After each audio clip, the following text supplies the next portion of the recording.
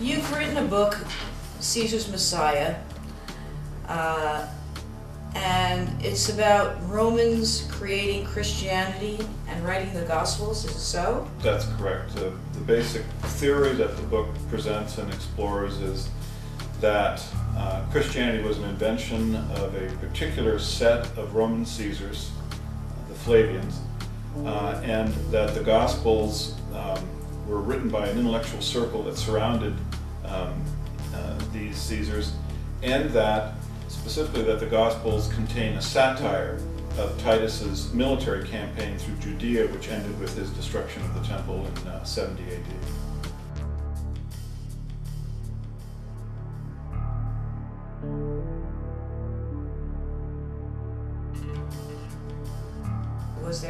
Was there an actual figure known as Jesus, or who was Jesus? No, Jesus is the Savior is simply a Roman witticism. The important part of the name is Christ, which is Greek for Messiah, and there certainly were Messiahs. There was a Messiah that led the rebellion against Rome in 66, and his name was Eleazar, and he's satirized in the Gospel as the character Lazarus, which is Greek for Eleazar.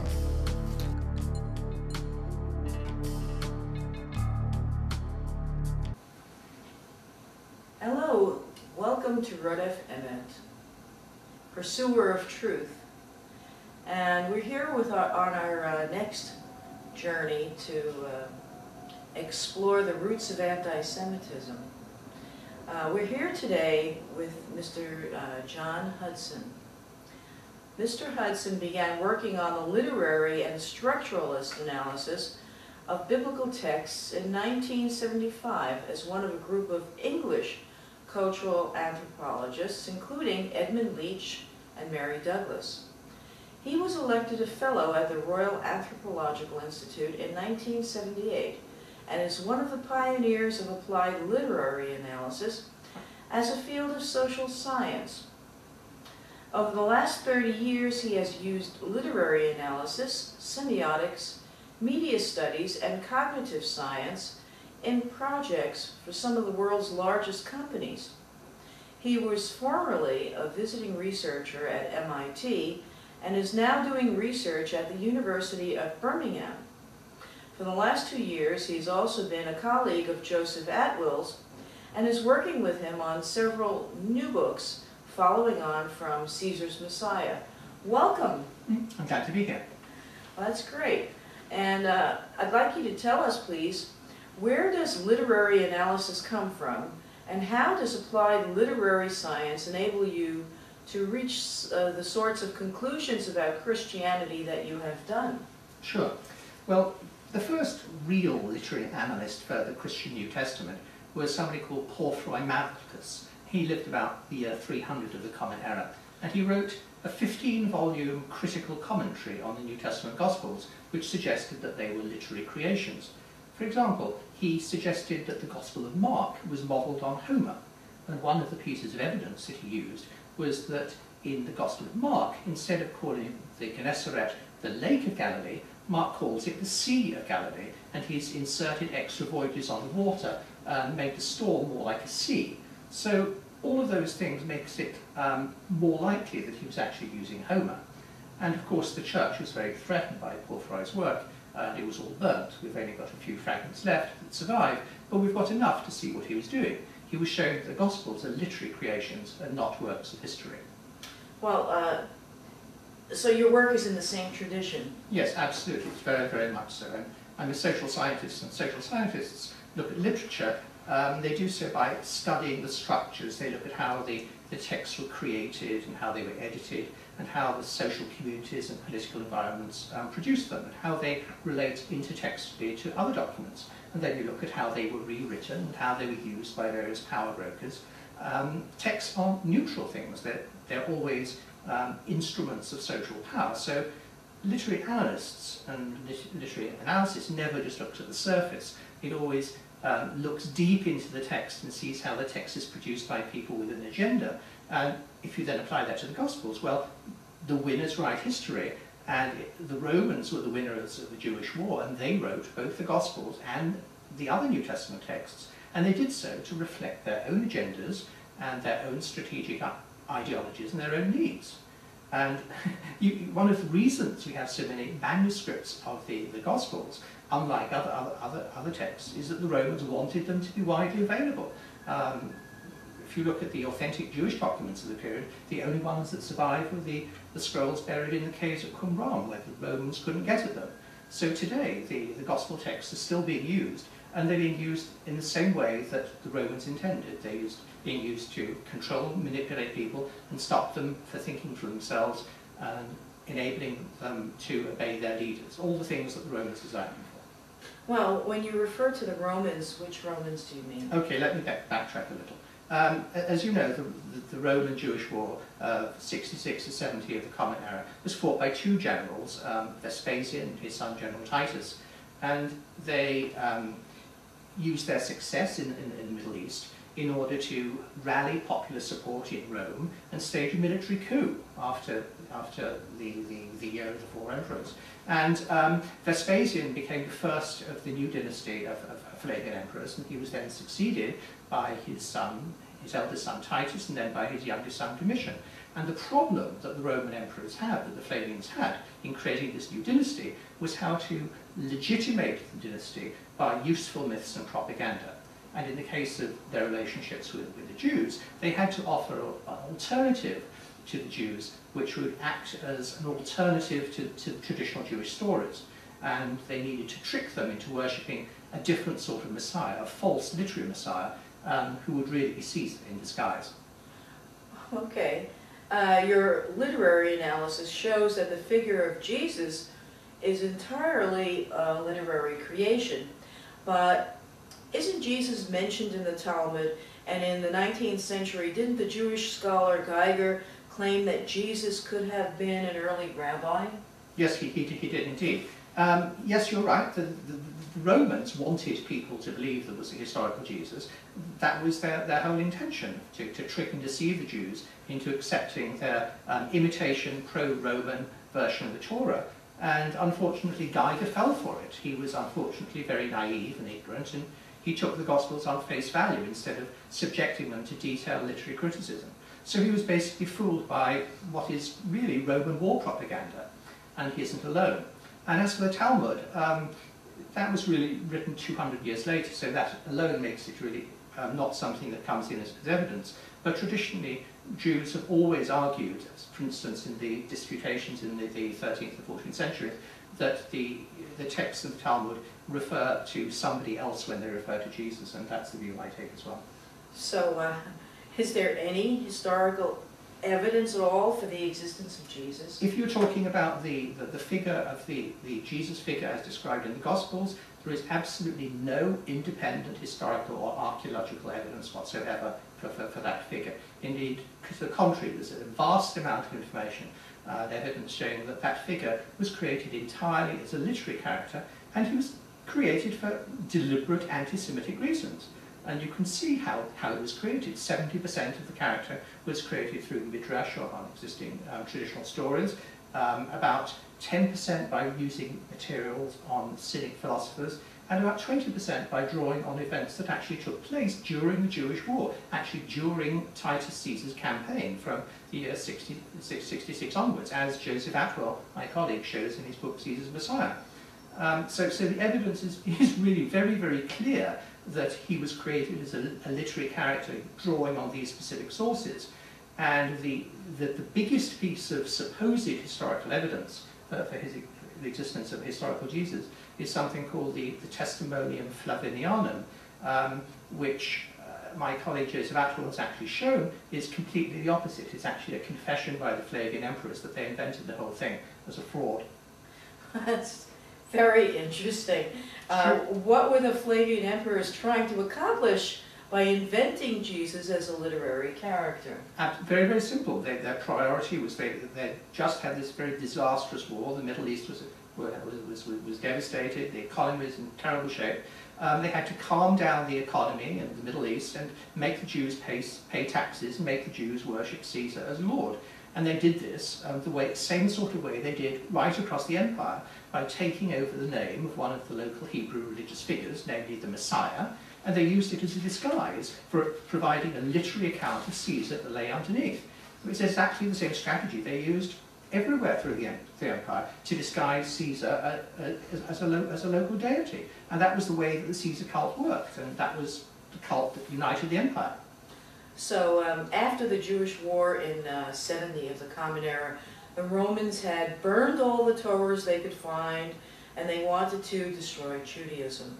They decided to create a replacement for the Torah, which would teach Jews to live by Roman values. Is that exactly what happened? That is roughly very much what happened. They were trying to create a sort of comic cartoon version of the Torah, because they burned the existing Torahs and they had to give the Jews something, so they were creating like this imitation Torah.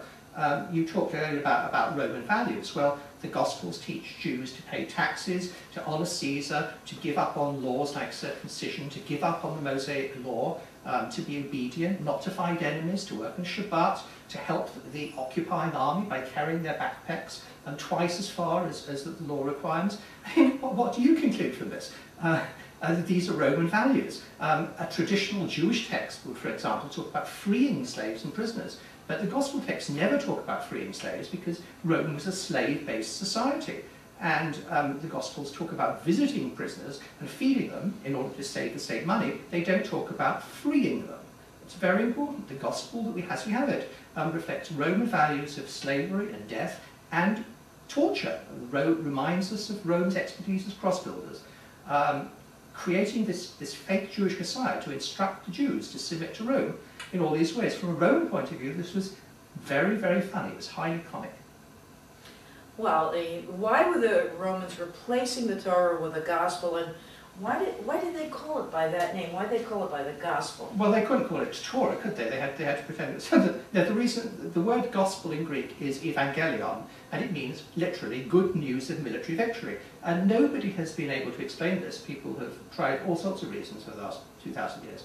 But now the reason is very obvious. As my colleague Joe Atwill, his book Caesar the Messiah, shows, that the key 11 or 12 events in the life of Jesus are literary satires of events that really took place, but they took place in the lives of Titus Caesar, and they are battles in which the Jews actually lost. So the good news of military victory refers to the fact that the Romans won those battles over the Jews and created these literary satires, and have now created this way of humiliating the Jews by educating them to believe that the battles in which they'd been defeated are good news. Now, this will sound strange, but this is what the Romans thought about revenge. The playwright and philosopher Seneca writes about it. The Romans were determined that the Gospels would humiliate the Jews and force them to accept a fake version of their own history. It was part of the Roman takeover of Jewish culture. That's what it was.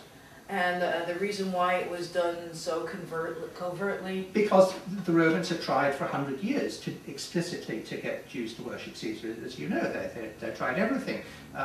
Emperor Caligula tried putting a statue in the temple, and the Jews had fought for decades. The Jews would rather die first. So the Romans knew they couldn't get the Jews to worship Caesar by force, but they could do it covertly by trickery, by creating something that looked on the surface like a Jewish document, but that really wasn't. So it was a way of tricking the Jews into accepting these teachings by making the Gospel appear to be the genuine record of a historic religious leader 40 years before. And they did it by deception. And this is not strange. The Romans were good at writing false histories. There are several other cases where they did it. They found it amusing. And this is the way that propaganda works. It works by concealing its true authorship. And if we look around even today, the world is full of propaganda, and the Gospels are fake news and fake history. They're just 2,000 years old. Oh, that's very interesting. So how did the Romans create a replacement Torah? Okay, so getting into the detail. Well, the first version that the Romans created is something we know as the Gospel of Matthew, and this is the largest book of the Christian New Testament.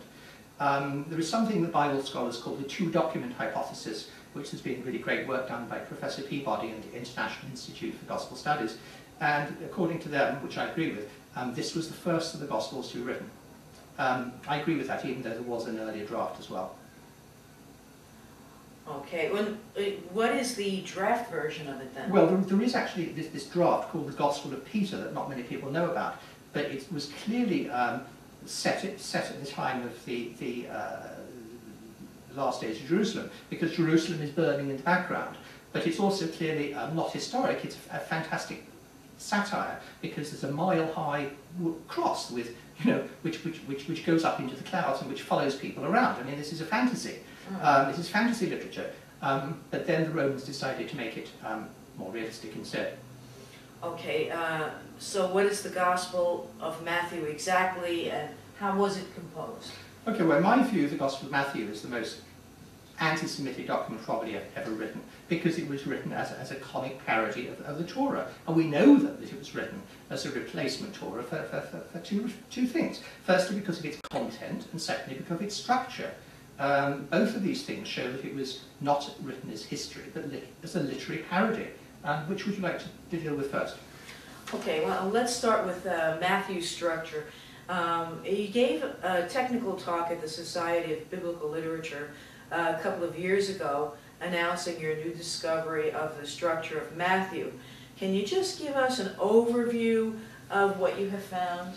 Okay, well, it's hard to be simple about something so very complicated, but it's long been known for many years that the Gospel of Matthew is divided into 5 books, just like the books of the Torah. It starts with an account like that of Genesis, then goes on to an account like that of Exodus, and another like Numbers, and then the bulk of the Gospel is like the book of Deuteronomy, and then it concludes with a piece that is like Leviticus. So it's very like the Torah, except that the order of the books is different. Now my work has been to point out some unrecognized features that finally prove that the Romans have written it as a deliberate parody. We can look through some examples if you'd like. Okay. Let's take Devarim or Deuteronomy. In what way was Matthew based on that? Okay. Well, the whole central part of the Gospel of Matthew is like a parody of Deuteronomy, the Sefer Devarim, from its initial phrase, "These are the words." This is similar to Matthew's initial phrase in chapter 4, verse 17. From that time forth, Jesus began to say these words. And like the 5 speeches by Moses in Deuteronomy, it's organised around a series of 5 great teachings given on a mountain. Surprise, surprise. Each of which concludes with a very formal rhetorical ending, just like Deuteronomy. So it's very clear. Okay, so then the last part of Matthew is based, you say, on Vayikra, the book of Leviticus. Yes, this was all, like all of them, this was also a literary parody. My great teacher, the English anthropologist Mary Douglas, has shown in her book on Leviticus that the different chapters move in succession around the walls of the courtyard of the tabernacle before approaching the ark. And there are 2 episodes of blasphemy, one of the sons of Aaron in front of the door, and the other account of the blasphemer in front of the curtain in chapter 24. Well, just coincidentally, the last part of Matthew moves around the temple in exactly the same way, and Jesus is twice accused of blasphemy at exactly the equivalent places in front of the 2 entranceways. So this is absolute proof. The entire account is a literary anti-Semitic joke. It's a parody. Well, of all of these similarities in structure, certainly seem to show that the Gospel of Matthew was written as a comic imitation of the Torah. Are you saying there are similarities in content as well? Can you give an example? Yes, of course, yes. I'm happy to give you some examples of content. Perhaps the best example is of course, Moses. There's a very good book on this by Dale Allison. The writer of the Gospels took the key events in the life of Moses, as described in the Torah, and created satirical equivalents to appear in this fictional life of Jesus. And the sequence even appears in exactly the same order, so you can tell that's how it was created. But what they then did was take another dozen events from the life of the Emperor Titus in his campaigns in Judea and added those in as well to show who the true Saviour of Israel was. That's very interesting. So that is the Gospel of Matthew, and you've shown that it's all a fake version of the Torah. But what about the other Gospels, like Mark and Luke? Okay, well, these are the Synoptic Gospels. These are also literary creations. They're not independent documents. What they are is they're rewritings of Matthew based on different literary models. So, for example, Mark is a rewriting of the Gospel of Matthew that uses the conventions of Homer to make it look like a Greek epic. You mean like the Iliad? And Yes, that's right. It's directly based on that, and there's a lot of work done this by Professor McDonald in California.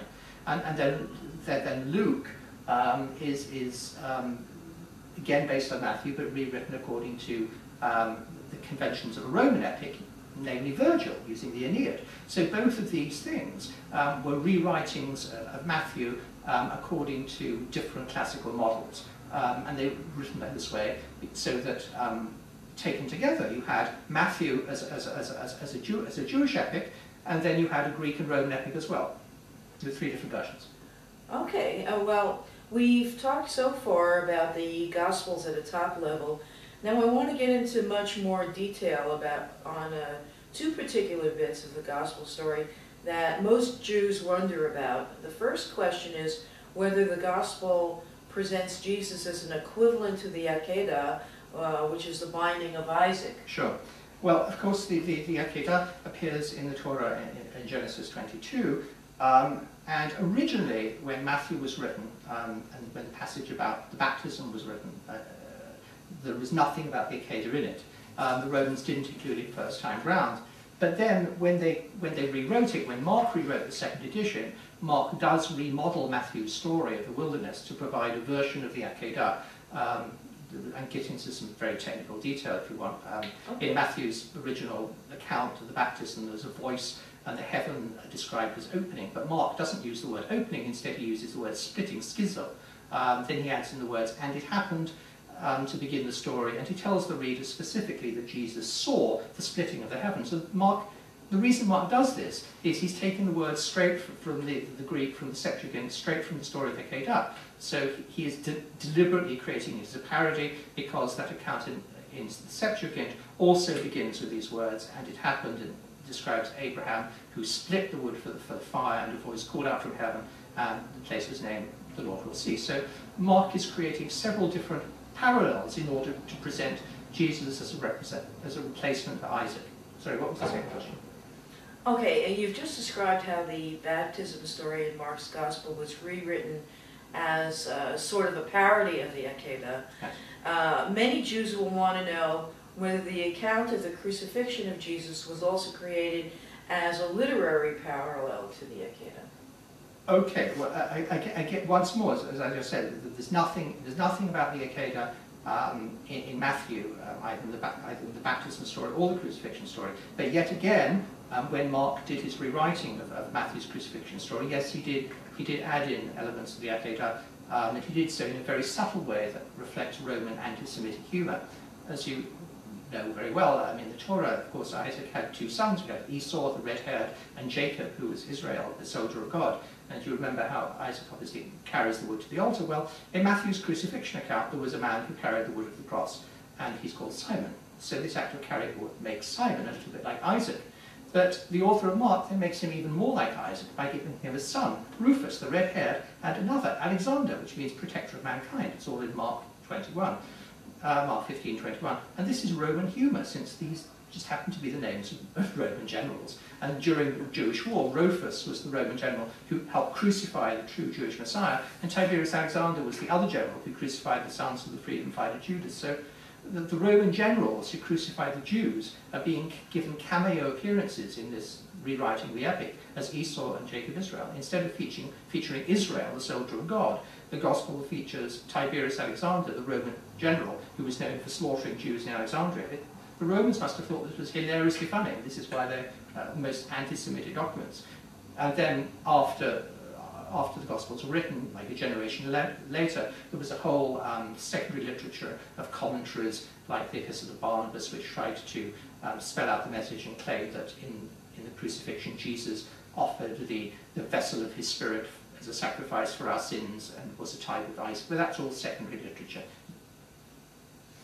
Well, so now that it's been discovered what the Gospels really are, what should Jews be doing about it? Well, that's not really for me to say, but what I can say is that now that we know that the Gospels are a comic parody of Judaism, and of created by the man who destroyed Jerusalem to make people worship him in a concealed Caesar cult. I mean, can we just stand by and do nothing? And it's the religion that the Emperor Titus has created continues to devastate our world, 2,000 years later. And I believe that we all have the ethical and moral responsibility to learn how to read these ancient texts and to understand what they are, and to use our modern media, like you're doing on this program, to make sure that the truth is known, to prevent further damage to our world. So what do you have to do? Well, go study, ask questions, teach the truth.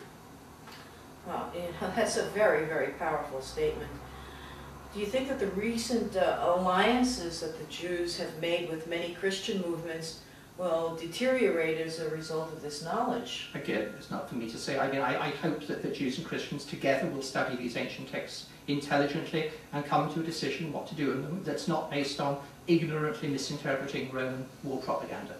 Well, thank you really very, very much, and I'm glad you could join us today. And for those of you who are interested in this subject, you're welcome to write to me at Rodeph Emet at yahoo.com. That's my email address.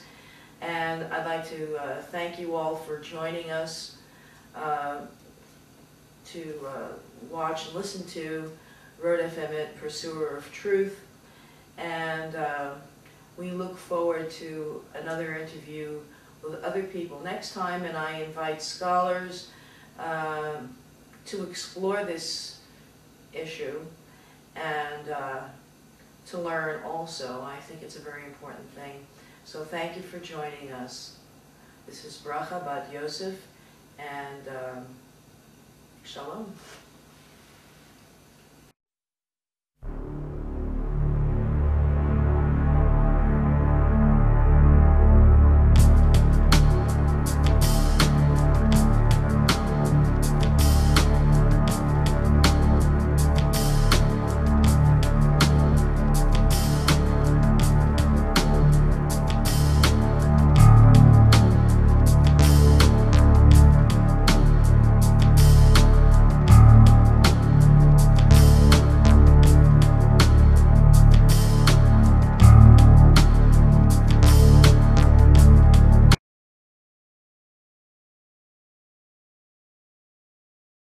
Community access television is not out of the picture yet, but we need your help.